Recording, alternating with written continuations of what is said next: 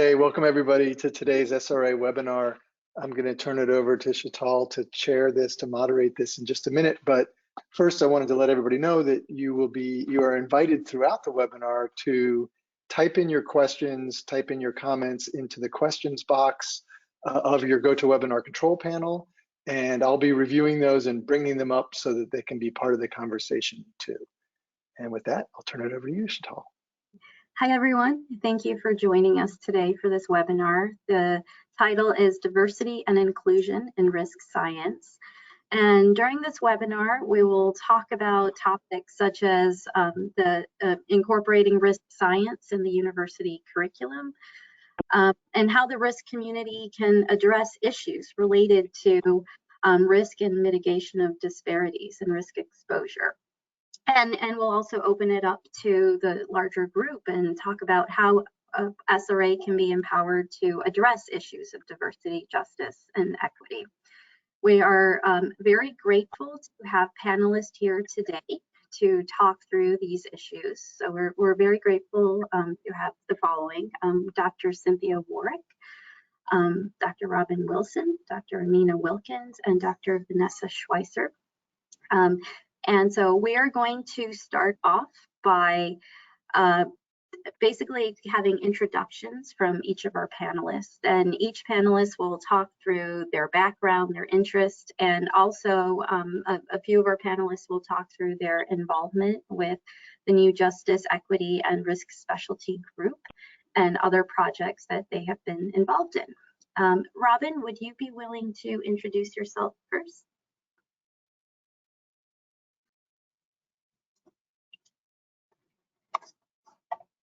There we go. Now I'm unmuted. Had to click the button a couple of times. Sorry about that. Thanks everyone for coming. And I just want to say thanks also to the panelists and for Sheetal and others for organizing this, and for Dr. Warwick being a special guest today. And it's nice to be on an all-female panel. So I'm going to say that as well. So that doesn't happen too often. But I'm Robin Wilson. I'm the professor of risk analysis and decision science at Ohio State University in the School of Environment and Natural Resources. I'm a behavioral decision scientist. My risk background is in risk perception and communication and structured decision making, aspects of decision analysis. I'm the current president of the Society for Risk Analysis, so direct for those who are members or not. Any questions you have about the society, feel free to direct those to me. I thought I would just really quickly plug in my role as the president our annual meeting this year, which we had made a decision several months ago to hold it remotely. Again, although we're not thrilled about that, we thought it was the wise choice. And now with the way things have been going with COVID recently, I'm thinking maybe it was a good decision that we did that given the uncertainties. So our meeting will be in December. It's always annually held in December. It will be virtual again. The initial abstract deadline has passed, and the program planning committee is working hard to review abstracts and build sessions as we speak. But we do have a late breaking deadline, typically in the fall. I think it's around October, perhaps, for posters. So if there's anyone who would still like to be able to participate and present things that they're working on, there will be an opportunity for that. And we just really encourage you to share the word about the meeting, because being virtual, it is a lot easier to participate and a lot more affordable, especially for students and whatnot, than it can be when you have to travel. So that's one of the perks of doing the online environment. So thanks again. Amina, would you be willing to go next?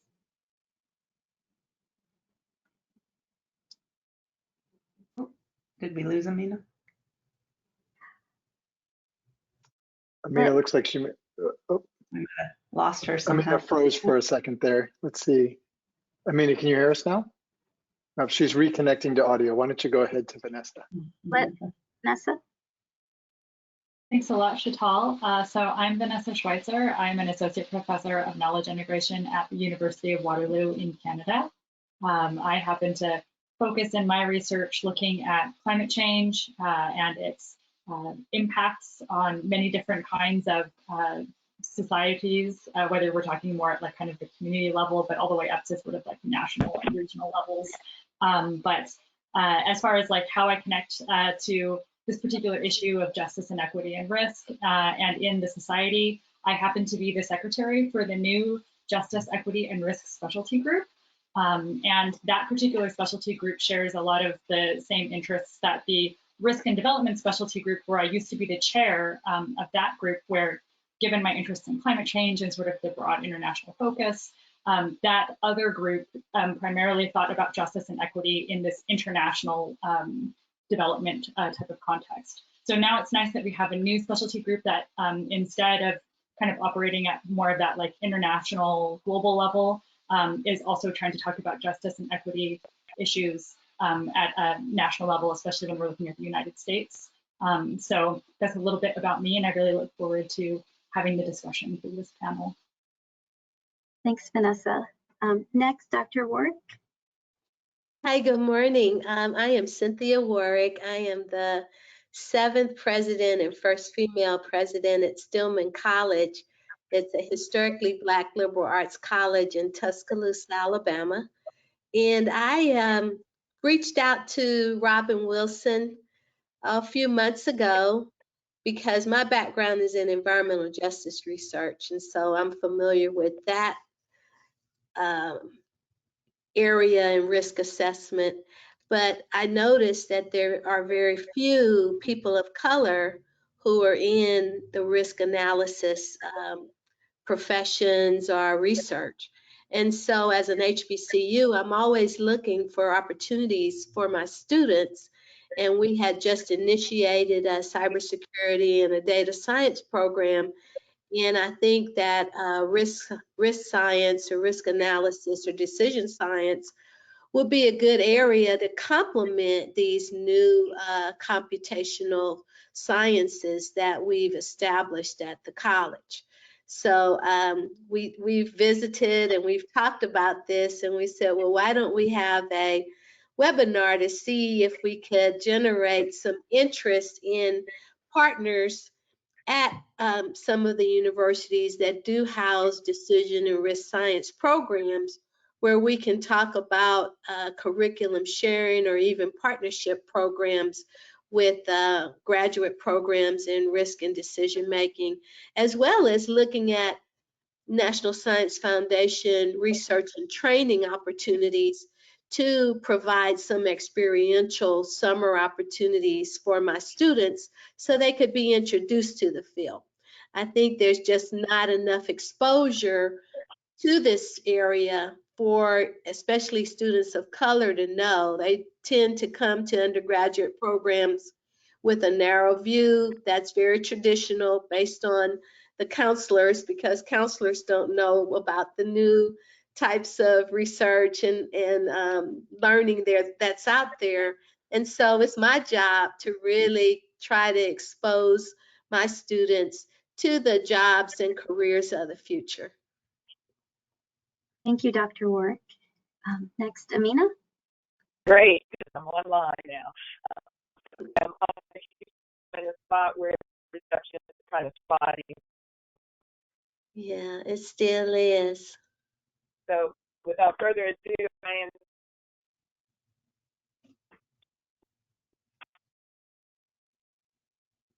Can't hear you. I think we lost Amina's audio again. I think she's got, oh no. Okay. So Amina, we'll check back in with you in a few minutes, and we'll move on to the first question. So the first question, as part of our prompt for today, is what are the benefits of incorporating risk science in the university curriculum? Robin, would you be able to weigh in on this first? Yeah, absolutely. So this is actually something I have some pretty strong opinions on. I teach a couple of graduate courses, and aspects of risk come into an undergraduate course I teach as well, but it's not fully focused on risk, whereas my grad courses are. But I teach one on risk communication and one on risk and decision making, and that experience of exposing graduate students, some of which work with me, but most of which don't, and so they aren't necessarily being exposed to those sorts of perspectives. It's always very interesting, I think, to see the kind of light bulbs come on for them. And so when I think kind of across the spectrum from undergrads to graduate students, I think about the importance of risk science for building more informed citizens and decision makers. And that I wish that, especially at the undergrad level, every student had to take a decision-making course to know how to evaluate information, to know how to think about what it is that they care about and how different types of evidence might help them think about how to take actions that support the things they care about. Those are the sorts of things I teach in my decision-making class. And I'm always amazed that, again, the light bulbs that come on. And I always like to share one particular story that I just find very amusing. But I had a student in my decision-making course, and we walked through structured decision-making, how to make, quote unquote, smart choices, and how to identify your objectives and evaluate trade-offs, and, all these pieces of kind of decision science. And they always find that really enlightening. And about a year after I had taught that particular semester, one of the students in the class reached out to me over email, and she said, I just wanted to reach out and share something with you. She said, I decided to break off my engagement by using structured decision making. And I just thought it was hilarious, because she said she was just having this kind of feeling that maybe this wasn't the right decision, and she was struggling with kind of, when you think about your head versus your heart in decision making. And so she applied some of these more kind of logical principles of decision making to her relationship. And she said, we mutually decided it wasn't a good decision. And she's like, we're both better off for it, and we're still friends, and everything's great. So I often have those sorts of stories where I feel like students take some of these skills and some of this like greater awareness of how to handle these major life decisions, or how to think about risk. Am I overreacting to it? Are people around me kind of overreacting to it? How should we be responding? I see them taking those concepts and applying them immediately in their lives and really benefiting from it. So I would like to see those opportunities expanded, I think, more broadly to students as well. Thanks, Robin. Would anyone else like to weigh in? I'm back. It's Can back. you guys hear me? Yes, welcome back. Yeah. So Amina Wilkins, I'll try to get my points in quickly. I have a background in human exposure sciences, and also now I've been working in the realm of systematic review and doing some really neat things there. I have been a past co-chair of the exposure assessment specialty group, and currently I am one on SRA Council, and two, I am the new president of the JER, the Justice, Equity, and Risk specialty group that Vanessa's already given some background on. But at EPA, I have a long-standing relationship with EJ. Matter of fact, Dr. Warwick and I, eons ago, worked on trying to get a grant together to work on a model that looked at risk and and looked at equity in that sense. So I'm very happy to be here at this time, because I think we can really work and start putting some things in action to address these issues. So thank you, Chantal, for putting this together. Thanks, Amina. Thank you. Would you or anyone else like to weigh in on the first question? So benefits of incorporating risk science in the university curriculum?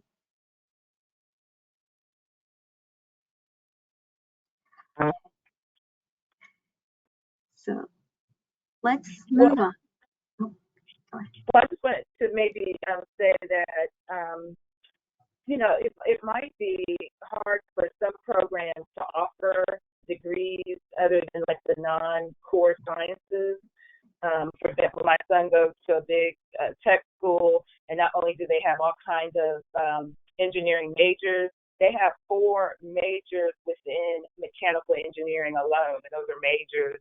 So to get something specialized like risk sciences might be a little bit more difficult. And but I've seen instances where there was team up where a smaller school like Morehouse, actually, they teamed up with Georgia Tech, and students can take classes at other campuses, and so that might be one solution. And but yeah, but it's just difficult for any smaller program to offer kind of those more specialized kind of programs. and then maybe do things like certificate programs where it's not made like a major program, but those are some other suggestions.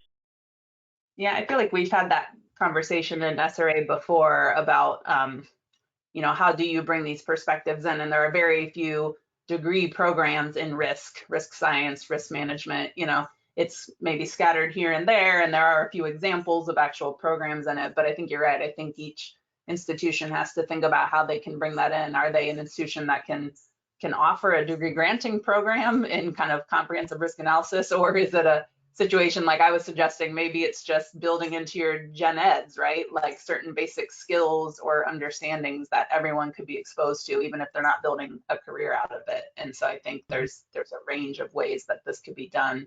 And I like that I hadn't heard about that with Morehouse and Georgia Tech, but like partnering up perhaps and giving some of those smaller institutions opportunities by, you know, bridging some of the expertise at bigger universities.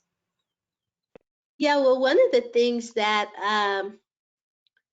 COVID has taught us is that everyone is virtual now, and we are able to connect with people no matter where they are. And so to me, that flexibility can be leveraged for this type of sharing and partnership. So if there is a student who's interested, or we kindle an interest in this student, then they could definitely start taking graduate level courses, you know, just understanding the preparation level. You know, I have students, you know, there are very few math majors on campuses today. But, you know, we changed the name of our math department to computational science because everybody's talking about data science now. I'm an NIH researcher and I'm working on a data science proposal right now. And if you don't understand data science, risk is involved in data science. People are interested in insurance, risk is involved in insurance, you know, forecasting, all of those kinds of things, and certainly environmental sciences and climate change.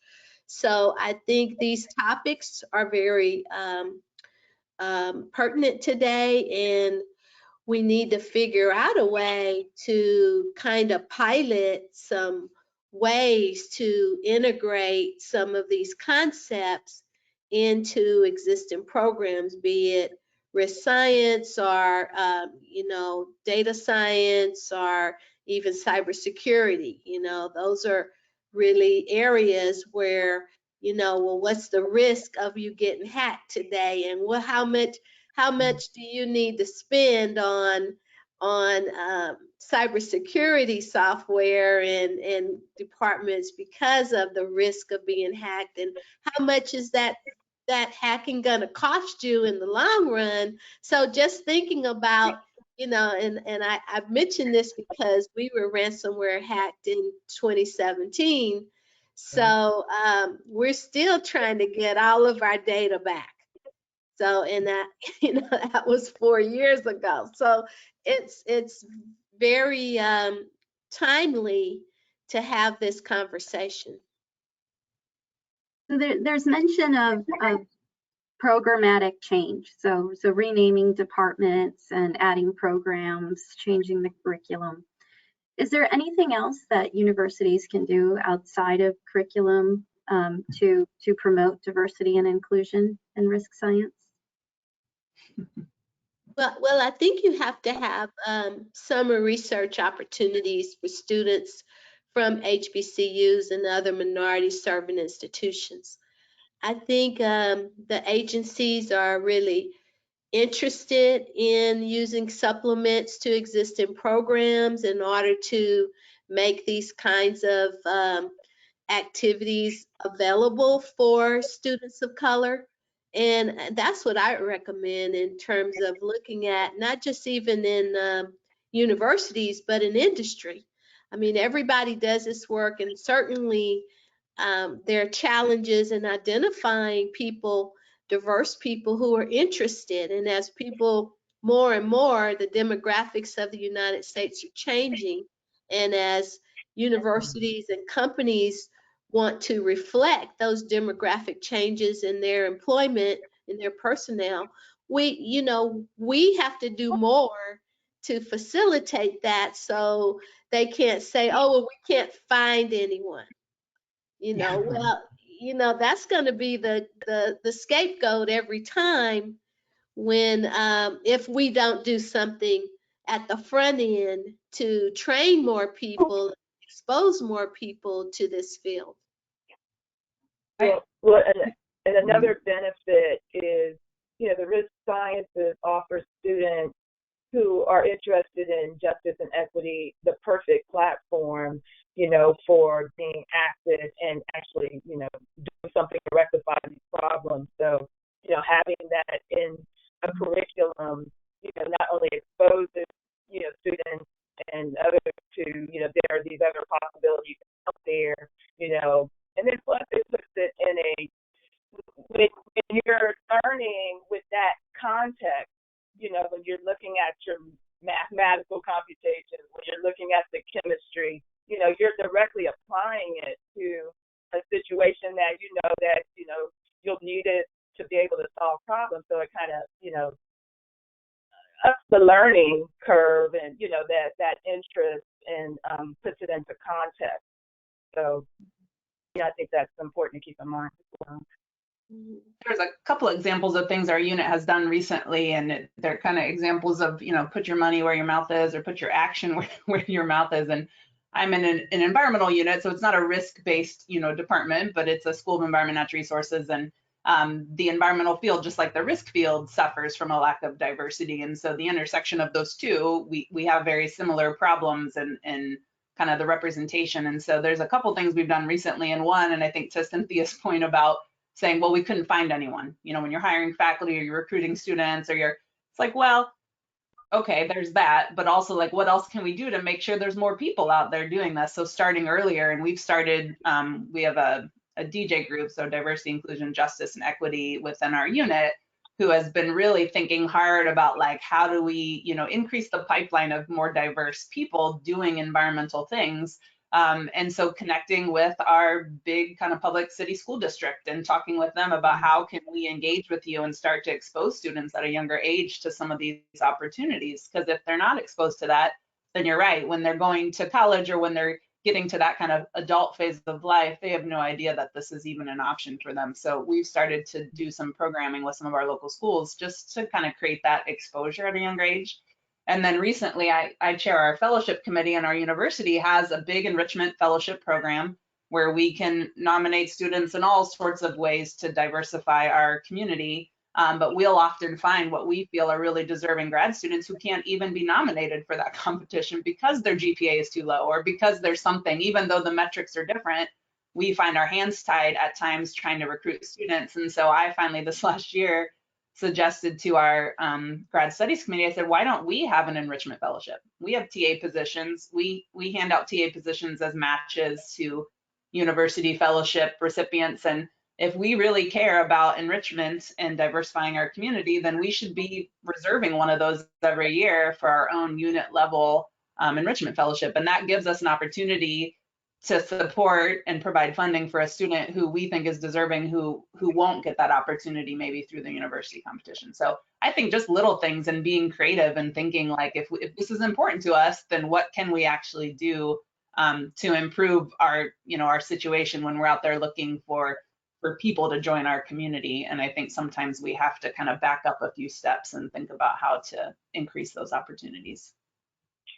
And I do think, So I just wanted to add to some of the things that people are saying about what are the things that we can do differently, that sometimes even if you're not actively promoting, but you're looking very critically about what are your habits as a hiring institution, and also like, how do you handle recruitment? How are you evaluating people?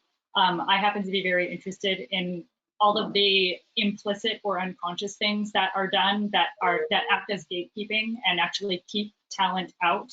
And so sometimes you end up, you give the example, Robin, of like getting hung up on someone's GPA. when maybe there's all kinds of other things about their profile that make them a perfect fit. And so that's where, like, some things that our institution has tried to do when we're recognizing things like academic achievement, we've sort of shifted to doing things like recognizing that there's sort of a floor. Like, if everybody's above this floor, they're already academically achieving, they're already great academic achievers. And so let's see, like, the rest of, like, how rounded out is this person? What are the extracurricular things that they do? What's the community service that they do? And so on and so forth. So sometimes it's like changing the things that you do as a recruiter or as somebody who's hiring. That another thing that's happening in Canada, and I'm not sure if NSF is doing similar things. Our funding agencies are trying to mainstream asking people, when you're hiring RAs for your position, how are you advertising it? And so you're, as a person who's applying for funding, you're now getting, it's taken into consideration in the final award decision. Did you describe an inclusive approach to how you are going to hire talent to work in your lab? And if you can't articulate that, but somebody else very clearly can, you look less competitive. And it's true that, like, we produce better science when we have when we're more inclusive and we have more diverse research teams. So that's another thing that I want to point out, that even if we feel like we're not, like, actively promoting diversity, some of the actions that maybe we don't really think about, they're kind of habitual. Look at your habits and whether or not are they leading to the outcomes that you want, or are you kind of getting the same applicants over and over because you're doing certain things that are shutting out a more diverse applicant pool. And just to add to that, for SRA, I mean, I truly love SRA for a lot of different reasons. But one thing is it could be a platform that, can help support, other kind of, students from HBCUs and other minority students. And for one, so I came in and looked around at the conferences and said, it's not really that diverse, and so I took it upon myself to go to some of the colleges in DC, in Washington, DC, one of which was Howard, and, just cold called a couple of people and researchers, and, we met with some students, but, I was new to SRA, and I called on folks to say, well, I can answer some questions. I may not be able to answer all the questions. Can somebody be on the phone? They sent someone down here to attend the meeting with me. And, then there are other incidences where, like we did a round table. This was Catherine McComb when she was president. We did that round table. And so there's just a lot of support, and, that it's sincere, and there's, so much that we can offer in terms of, the mentorship and the platform for, presenting your research. And that's for faculty and students alike. But Dr. Rourke is certainly savvy, to go after, these types of, things that will benefit. And she's, quite awesome in terms of, getting grants and, turning programs around. So I'm so glad you found us and, are already, ready to go and put some things into action. Well, I think EPA can certainly play a role with the environmental justice funding that you have. And if EPA is interested in promoting diversity and risk science, because it's certainly important in EJ, because people and communities will not trust the results of your assessments. If you don't have someone that looks like them or that talks like them and understands the culture, even understanding the culture in terms of what data is included, what data is excluded. So what questions to ask. Yeah, so those are very important features, because when you see that risks are disproportionately impacted by on people of color, then why don't we have more people of color doing risk analysis?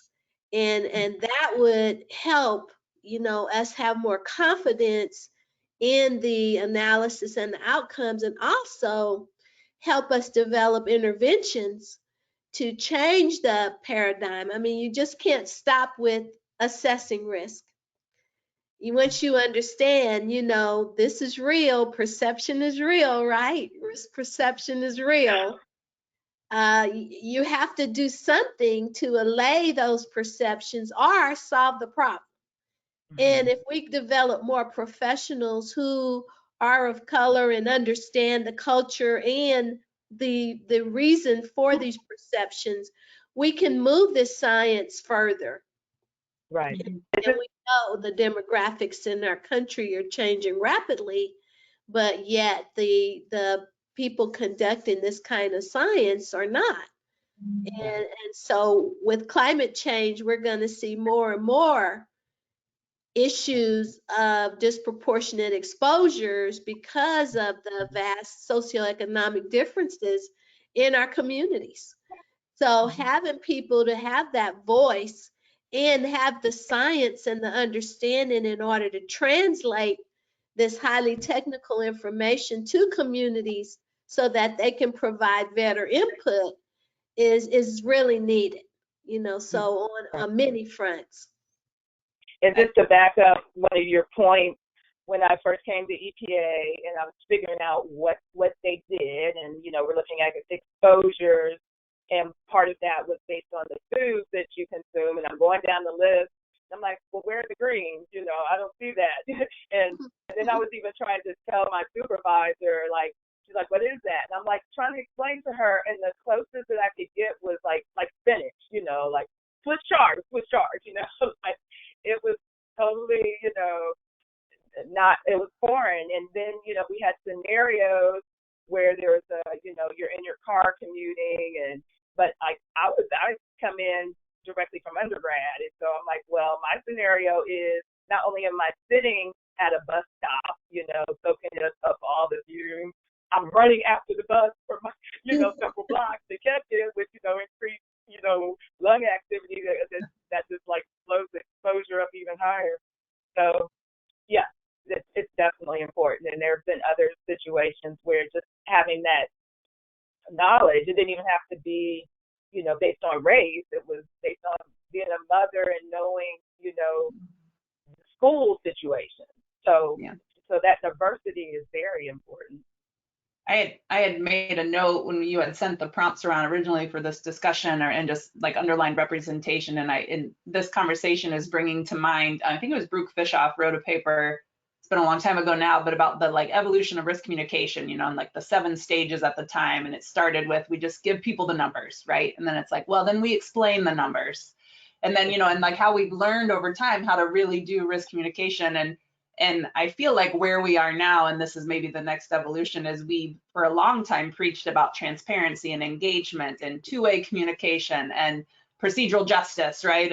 And we can't go into communities, we have to work with communities. But I don't hear as much of this conversation of like, well, it's not just work with that community, but make sure that community is represented in the science community as well, you know? So to me, this conversation is pointing to this, like if we go back to those stages of how we've engaged in the risk communication process, maybe that's where we are now, is to recognize it's not enough to just go in and engage a community who's at risk. It's to recognize what's the representation of that community within the policymakers and the decision makers and the scientists. And yeah, to really make that progress. So I appreciate those points you make, because I feel like we could go back to that paper and write the new version of kind of where have we come since then and where are we going next. And this seems to be maybe the future of that. So, Robin, you bring up the point of policy. So, you know, what else can we do as a risk community, you know, within universities, outside of universities, within SRA? What else can we do to address the issue of risk, diversity, inclusion in risk policy? I'll jump in with a quick, because this is my like, this is the box I jump on and preach about all the time as the president right now, is just science translation. And I feel like we as scientists, whether it's about issues of justice and equity and risk, or whether it's just about risk science and policy, we need to be much more proactive. And I know this is controversial within professional scientific societies, and there are people who get kind of uncomfortable when we talk about the science policy interface, but I think risk science has so much to offer to the policy and decision-making process, and we are not as present as we need to be in that conversation, whether it's raising these issues around equity and justice and risk, whether it's looking at the pandemic, everything from kind of how, COVID compounded issues in communities already at risk, right? Like, we all know that, but like some of these things seem to come as a shock to people who are not aware of those realities. And you look at how decisions were made, and I'm still shaking my head about just the way that like maybe social science even hasn't been engaged as much in the management of this particular risk, because it's one of these where the assessment, the information is evolving, and I feel like there's a lot of risk scientists on the social side, the policy, communication, perception side, who could have sat down day one with decision makers and said, here's how you handle this, because information will be emerging and there will be this, and we know this, and we would have had much less confusion and much less pushback, I think, from people along the way as information changes and recommendations change. And so I have been pushing that in the society, again, just broadly for risk science. But again, I think we are at a good intersection where we are working specifically on problems that are extremely significant to advancing equity in society. And so if we aren't there in those conversations and we aren't willing to put ourselves out there, and again, not recommend policy, right? Because this is where people get uncomfortable.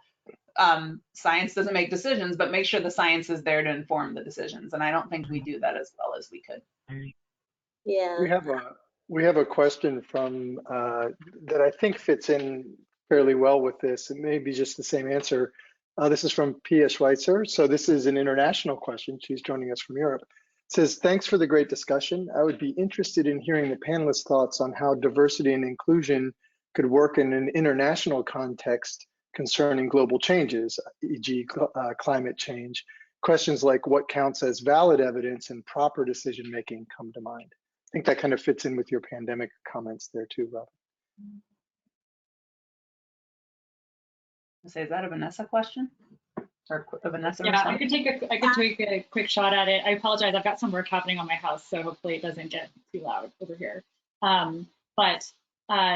Also, I work in a knowledge integration interdisciplinary department, and we're very interested as well in like different kinds of knowledge, and then how do you integrate those things. And it is true that some paradigms seem very different from each other. Like kind of like a Western scientific analytic paradigm. It processes information and also values information differently than other paradigms that are not part of that tradition.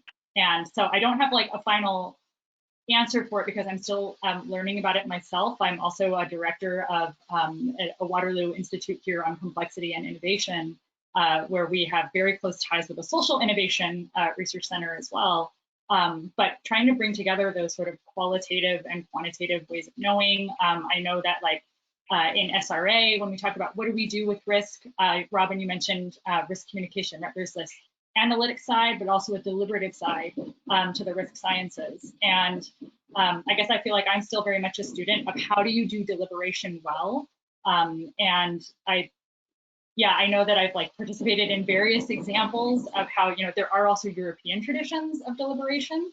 And I don't know if it's just that we need to keep doing it and we need to do more of it. And there's many different models. But I guess I feel like I encounter time and time again that people need to talk to each other. We need to talk across disciplines. We need to talk across, again, different kinds of knowledges and ways of knowing, and try to think about, always be open and curious the whole time, right? Don't disregard information just because it's presented in a way that's unfamiliar. And how exactly do we set up the conditions for trying to accept that kind of information and process it? One good thing is that in the university setting, we sort of welcome that, right? We say that's part of what we do. We're trying to learn. But as far as like how do we, I don't know the answer yet for how do we mainstream it in say North American policy, because that's yeah, I don't know if others on the panel have any thoughts about that kind of question. Well, I was gonna plug a recent webinar that people might find, and Pia might find this interesting, or others given this question, but my National Academies board, I'm on the board for environmental change in society. And we hosted a webinar, it was probably a month or so ago now, but I've dropped the link in our kind of internal chat, so maybe Brett can make sure that gets shared with the webinar attendees, but you can go see the recording. But it was around the idea of co-production and equity. It was a really great set of panelists, not only talking about like what is co-production and how do we define that, but then a set of panelists specifically focused on justice and equity. And it was a really great conversation. And our own Louis Rivers was one of the panelists who's a member of SRA and does work in this space. But there were also several representatives of different Native communities in both Canada and the US, and talked exactly about this issue of kind of you know, scientists coming in and different perspectives and not even knowing where to start and engaging their communities, and you know, feeling like they're being told things they knew for a long time based on their own knowledge. And so I would just point people towards that as, I think, a great resource where you could hear from a lot of folks who are explicitly working in that space and have that kind of lived experience to speak to how to do that better. And I thought it was kind of interesting because I think it was Louis that you at know, one after point. hearing you speak, No, go ahead. I think you were just frozen for a minute. No, I'm just saying, after hearing you speak about why risk science wasn't integrated into this conversation about the pandemic, I think we need to think about that and really start trying to develop a strategy on how you empower risk science to be part of these decision making, you know, in the conversations. Because you know, I always wondered why the spokesperson came out of the National Institute of Allergy and Infectious Disease and not the CDC. So if we had you know, so we had the spokesperson come out of a research position as opposed to a public health position. And to me, that changed the whole dynamics and made it such an upper level conversation as opposed to a risk, community-based risk conversation. You know, so how do you get the risk scientists to be empowered to say to leadership, this is how you talk to people so you don't get fake news and conspiracy theories out there because they don't understand the science. You know, how do you know, we are better at translating this for the community's uptake, because you have to realize that only 30% of the United States population has a college education. So when you start thinking about looking at the numbers and how people are going to perceive these higher level scientific data, and you can't provide a global conversation about that. So in terms of even international, the numbers are even less than that in the United States. So I think how it first came out of a research center perspective is really what led people to start taking information.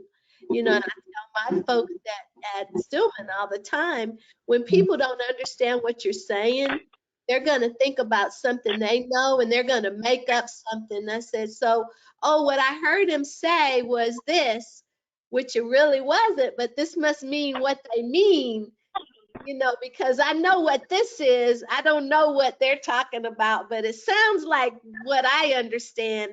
And then you get these new stories and new information coming out that has nothing to do with the science. So I think, you know, we have to figure out how do we develop a strategy to empower risk science. And I think creating diversity in risk science will help do that.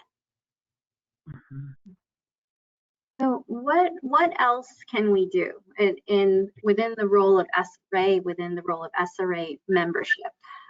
within our universities, within our workplaces, our research institutions, and also through involvement with the Justice, Equity, and Risk Specialty Group. What else can we do? There's one thing I wanted to mention that the council's been talking about, or I guess the executive council, and we'll be bringing this to the full council at our next meeting, but we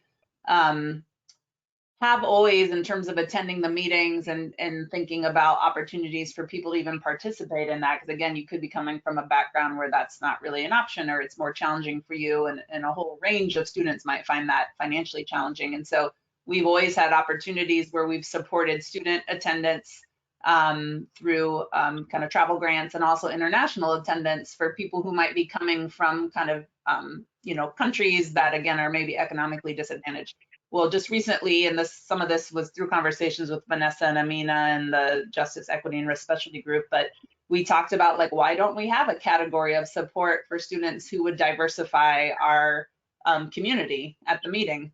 Like, why don't we directly, funnel some funds towards supporting and recruiting and finding those students who are doing work in this space who would bring a diverse perspective, again, from any number of different definitions of diversity. So that's something that we've been talking about, is should that be a third category in our attempts to support attendance and participation in the society. And that's something we'll be talking about as a council and thinking about how we might be able to do that. And to back Robin up on that, what we're doing right now as a specialty group is we're focused on content for the SRA meeting in December. And that includes workshops, symposia, roundtable discussions. The workshop is geared towards being like a primer for understanding some important context. We're going to be looking at justice and equity as it relates to technical guidance for risk assessment and regulatory analysis. We're going to look at EJ risk and justice and equity as it applies to modeling and biases that might be inherent in that.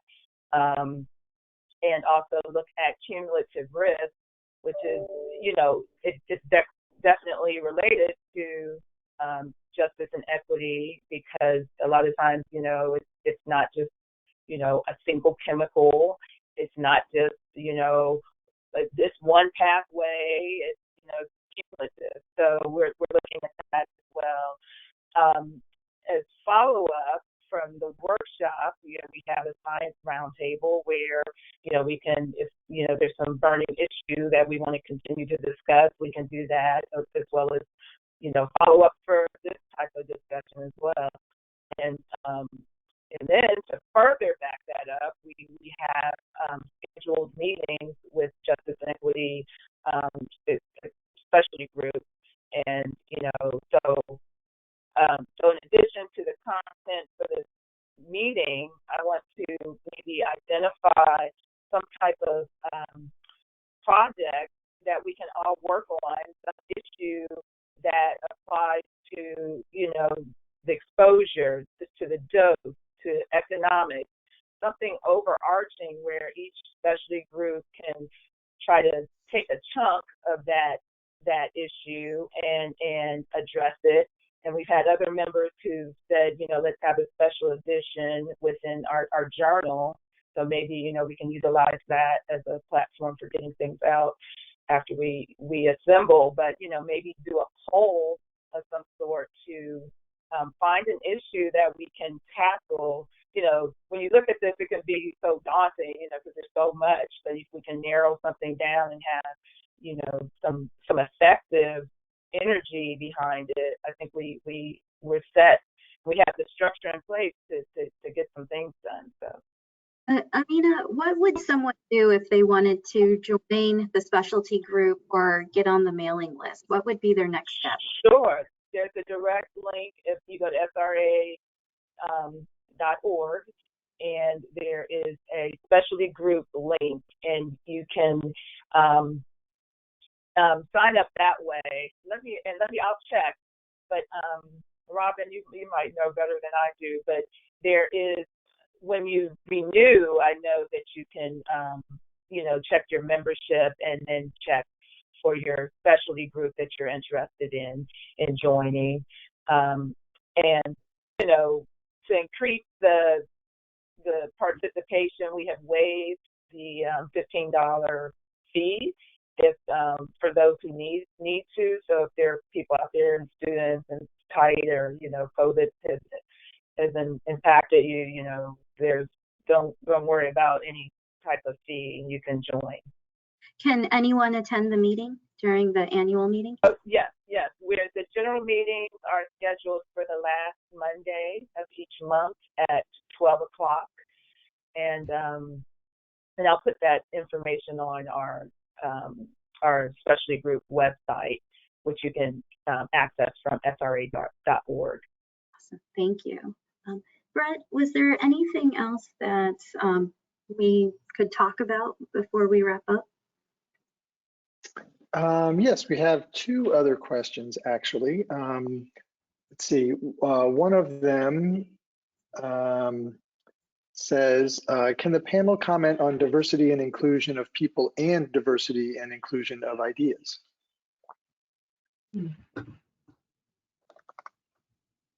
My first reaction to that is you don't get one without the other. I don't know, like if you don't have diverse representation and perspectives, like Amina said, parents and single people and different gender identity and racial identity, I mean, then how do you have diversity of ideas? So to me, they're pretty closely aligned. And I know I've, and just as women, this is a panel of women, I'm sure we could all come up with endless examples of you're sitting in a room and you're like, well, duh, and you say something that you thought was really obvious, and a room full of men are like, oh, it never occurred to me. So, we all have our examples, I think, of being that person in a room who points out something that should have been obvious, but is not because of our different experiences. Yeah. And I was just going to add to what Robin was saying, that in our department, we have a lot of neat classes that expose students to trying to do the knowledge integration process. And one of the classes expressly kind of mixes students up in different kinds of groups. And at one point, students are actually put in groups where the students are most similar to each other by like background, gender, that kind of stuff. And that exercise for some students is, they realize actually how limited their ideas are as a group when they all have a very similar background, because they've had these other group experiences where they were put in diverse groups and they were like doing brainstorming exercises or problem solving, whatever it was that they were doing. And then they notice like this shift when they're all more like each other, that they feel like they're actually less creative. So and so maybe as grown-ups we don't always have that experience of being like deliberately put in like two different kinds of groups and attempting to solve problems. But that's something that's been interesting to observe, that students have reported that they can tell a difference when they're in a less diverse group. They actually there's less diverse ideas.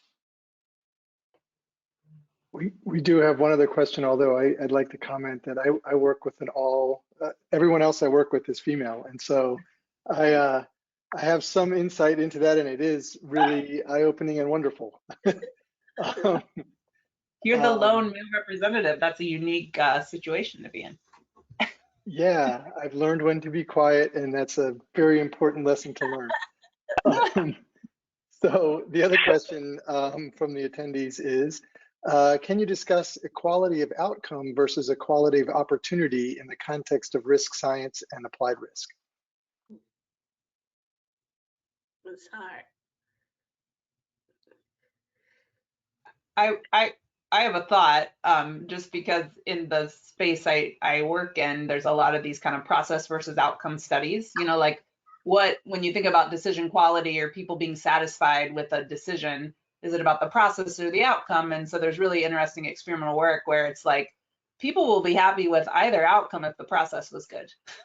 So when I see that question, that's what comes to mind to me, is it's less about the outcome perhaps, but more about like, was it a transparent process? Were the right people engaged? Were the right questions asked? And when people feel like that bar has been met, there's much more satisfaction with a variety of outcomes, because they feel like they were part of that process. So to me, so in this equality of outcome versus equality of opportunity, I think the opportunity is more important, because it should lead to, one, better outcomes, and two, more acceptable outcomes, because people know how that decision was reached. So that's just something that comes to mind when I think about that question. Just to add quickly, the only thing I was thinking of is, sometimes you need data and information and methods to go into that process that may or may not be intact. So, that's just one consideration, and that would definitely impact the output either way. But well, I think when you think about environmental justice, and one of the environmental principles of environmental justice is have every stakeholder, anybody who is going to be impacted by a decision at the table at the beginning. So if you have everyone there, and you're including everyone and not excluding anyone, then the outcome will have all of those various perspectives, so that you can ensure that you have respect in acknowledging various people's positions on topics. So it's all about, like, what part of the blind man touched the elephant, and you all have a different perspective based on your where you grew up, who your parents are, your family dynamics, your environment, all of that, your socioeconomic status, your education levels, all of those impact how you view the world. And just, and when people are at the table at the beginning, they can see the process, so then there's more trust, there's more understanding, more buy-in and acceptance of the outcome, when you get to that point. Good. Well, Brett, are there any other questions from the attendees? There are not. We're all current with perfect timing, it looks like. Yeah, it's perfect.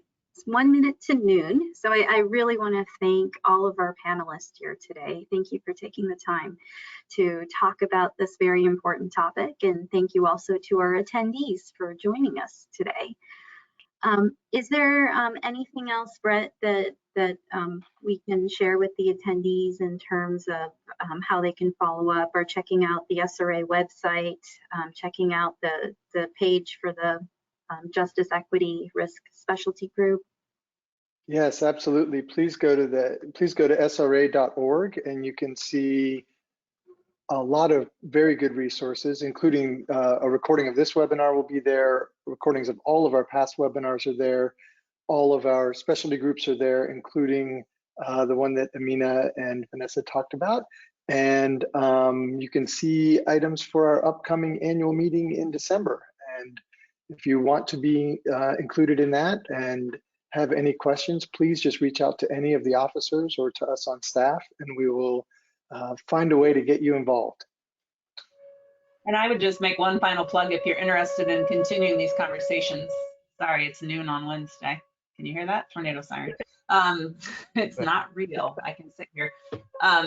If you're interested in continuing those conversations about integrating risk science into curriculum, and in particular thinking about those opportunities at more diverse institutions, please reach out, I think, to any of us, Vanessa, Amina, Dr. Warwick, myself, because that's part of why we wanted to have this conversation, is think about who in our community might want to engage in more of those conversations and provide those sorts of ideas or resources to Dr. Warwick as well. So Thank you.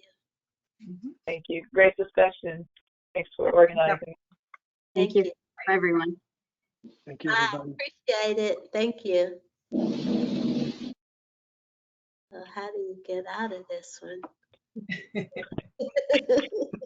no escape. Must stay. I don't see a leave button. We're just gonna sit here until Brett kicks us off.